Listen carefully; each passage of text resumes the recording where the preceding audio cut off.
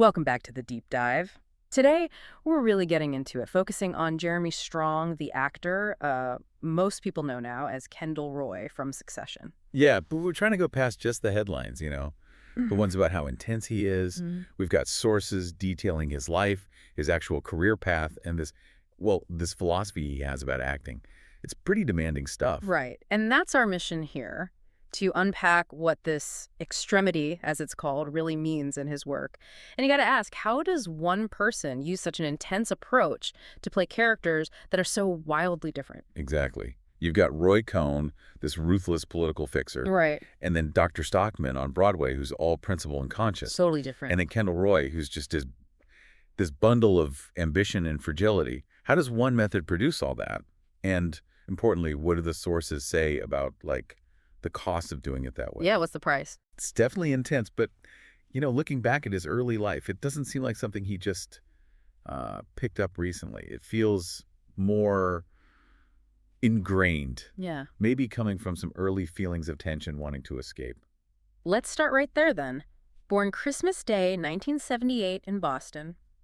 Describes his family as working class. His mom was a nurse. His dad worked in juvenile jails. Mm. He mentioned growing up in Jamaica Plain, calling it a rough neighborhood, somewhere he really felt he needed to, quote, get out of. But then the setting changes, right? And this is where you see that tension starting to build. The family moves to Sudbury, a suburb, Oh, okay. and he calls it a country club town where we didn't belong. That feeling, being the outsider looking in, it seems really significant. It kind of makes sense, though, if you feel like you don't belong anywhere specific. Maybe the only place you can truly belong is inside a character you built from scratch. It's almost like an early version of this identity diffusion idea we'll get to. Cool. There's this one detail. It really paints a picture. They couldn't afford real trips, apparently, so his parents put a canoe on cinder blocks in the backyard. Oh, wow. Yeah, and he and his brothers would just sit in it, pretending to go places.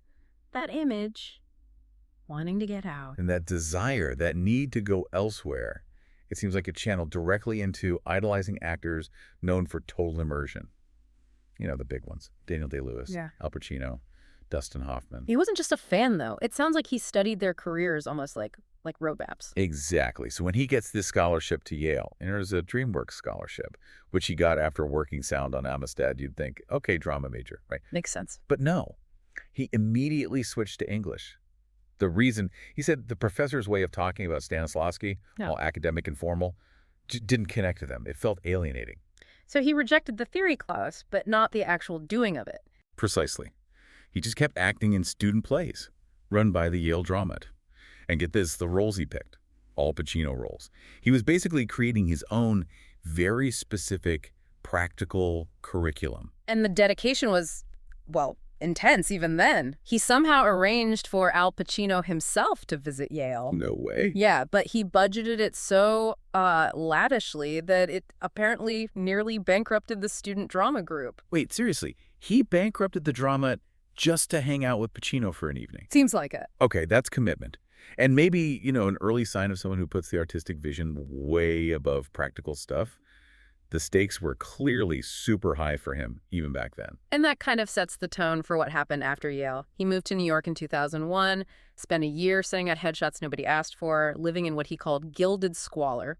Basically, a tiny place above a restaurant where he also waited tables. Just relentless. He even tried leveraging an old connection, Chris Evans, who he knew from high school and who was starting to get famous. Oh, right, Captain America. Yeah. Tried to get Evans' agent to take him on, and the agent just passed, said no.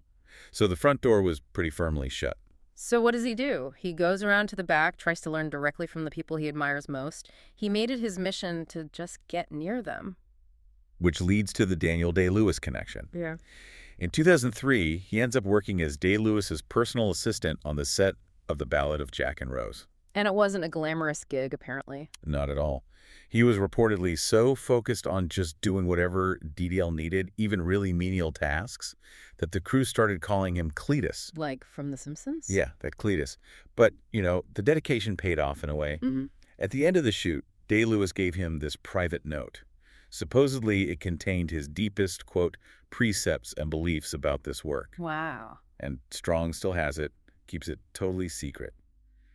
out of respect, he says. That really highlights how seriously he takes this, almost like it's a sacred calling, not just a job. It's about initiation. And you see that same obsessive focus later when he worked for the playwright Wendy Wasserstein, just as a typist. Oh, yeah, that story's great. Wasserstein almost wrote a play about him because of how he prepared for a tiny role. He was playing an Irish doorman off-Broadway. Okay. And he apparently spent ages just watching the real doorman at the building, way more time than you'd think the part needed. The prep always seems bigger than the role itself. And that became his signature, right? That deep dive preparation for his early stage work. Like for Defiance in 2005, he actually went through Marine weapons training at Camp Lejeune. For a play. For a play. Then a couple of years later, for New Jerusalem, playing Spinoza, he immersed himself in 17th century Dutch philosophy. He was building this method, this intensity, long before Hollywood really noticed. And eventually that groundwork led to getting noticed. Small parts, but in big films. He played Lincoln's secretary, John Nicolay, opposite Day-Lewis in Lincoln. Working with the mentor again. Yeah, and a CIA analyst in Zero Dark 30. Good, solid roles. But the real game changer was meeting Adam McKay, right? First for The Big Short. Exactly. And that led straight to the offer for Succession. Interestingly, he first had his eye on playing Roman Roy. Really? Huh. Yeah, but he auditioned for Kendall, got the part, and, well, the rest is history. Emmy, Golden Globe, huge acclaim. And his prep for that audition, it perfectly sums up his whole approach, doesn't it? Totally. Reading a Rupert Murdoch biography, he finds this detail about Murdoch's son, James, apparently lacing his shoes really tightly. Okay. So Strong does the exact same thing for his Kendall audition. Just laced his own shoes super tight. He felt it conveyed Kendall's inner tensile strength. It's finding that small physical thing to unlock something huge and internal. It's kind of brilliant, actually. And that focus, maybe that's what lets him have the range we're seeing now. I think so. I mean, look at just the last couple of years. 2024, he wins the Tony for Best Actor in An Enemy of the People, playing Dr. Stockman, you know, the moral center, the guy trying to do the right thing against the system. The classic hero, basically. Yeah. Right. And then, like, a complete 180. He plays Roy Cohn in The Apprentice. Ruthless, ambitious mentor to Trump. Talk about range. And he got nominated for everything, for that Oscar, BAFTA, SAG, Golden Globe. Critics really pointed out how he found, quote, notes of pathos in Cohn's decline. So, complexity even in the villains. And she's not stopping. He's got big roles lined up playing John Landau, Springsteen's producer, in that biopic. Deliver Me from Nowhere. Right. And Mark Zuckerberg in the Social Network sequel, The Social Reckoning. The range is just undeniable. But the constant seems to be that intense personal commitment he brings. Which leads us to the philosophy itself. He's very specific about not calling it method acting. He uses the term identity diffusion. Yeah, and that distinction seems really important to him. He pushes back against the traditional idea of method acting, which often involves using your own life, your own memories or traumas. Right, dredging up the past. Strong says he specifically does not do that. He doesn't pull from his own experience. Okay, so diffusion. What does that actually mean in practice then? If it's not Stanislavski, not traditional method, how is it different from just, really intense preparation? The key seems to be the source of the character. He says his goal is, and this is a direct quote, to clear away anything that is not the character and the circumstances of the scene. Okay. He wants to become a complete vessel for the work at hand. So it's less about putting himself into the role and more about erasing himself so the role can fill the space. It's about surrender, essentially. He actually used a quote from Keith Jarrett, the jazz pianist, to explain it. Something about connecting to a great power in making music. Yeah, and if I do not surrender to it, nothing happens. It makes the performance sound almost involuntary, like something that happens to him requiring sacrifice. And that sacrifice, that surrender, often seems to involve actual physical pain. He talks about the ordeal. Right. He believes, quote, you have to go through whatever the ordeal is that the character has to go through. And we have concrete examples where this caused real injuries. Like the Succession episode where Kendall runs to the board meeting. Whose side are you on? Exactly. Limo gets stuck. Kendall has to run. Strong insisted on actually running full tilt in fancy Tom Ford dress shoes, just so he'd be genuinely sweating and out of breath on camera. And he broke his foot doing it. Fractured his foot. Yeah. And then a couple seasons later, for the Too Much Birthday episode, oh, yeah, he jumped off a 5-foot platform in Gucci shoes. Just jumped. Apparently trying to get a specific physical reaction. He ended up injuring his tibia and femur, needed a leg brace. And the take wasn't even used. Nope, that take didn't even make the final cut. Wow. that almost sounds counterproductive. Is that normal? Do other actors feel that level of physical risk is necessary? Or is this uniquely a strong thing? Well, that definitely gets into the friction his approach can cause on set. People respect the results for sure, but the process itself, it generates some different perspectives from coworkers. Yeah, let's talk about that because that's the real tension here, isn't it? The result might be amazing, but what's it like actually working with that level of commitment day to day? Kieran Culkin, Roman Roy, he describes Strong as being in a bubble a lot of the time before scenes, Mm, just totally zoned in. okay. Matthew McFadyen, who played Tom, was maybe a bit more direct. He called the techniques not the main event and said that's just not useful, basically implying it was maybe distracting or just not necessary for his process. And Brian Cox, Logan Roy himself. Cox expressed what sounds like genuine concern. He worried that the intensity could lead to Strong burning out early. Like protective almost. Yeah. But importantly, Cox always added that the performance itself is always extraordinary and excellent. So it's like acknowledging the brilliance, Yeah. but worrying about the method. It's respect mixed with concern for the human cost. Seems that way. But what also seems consistent is Strong's own stated purpose behind it all.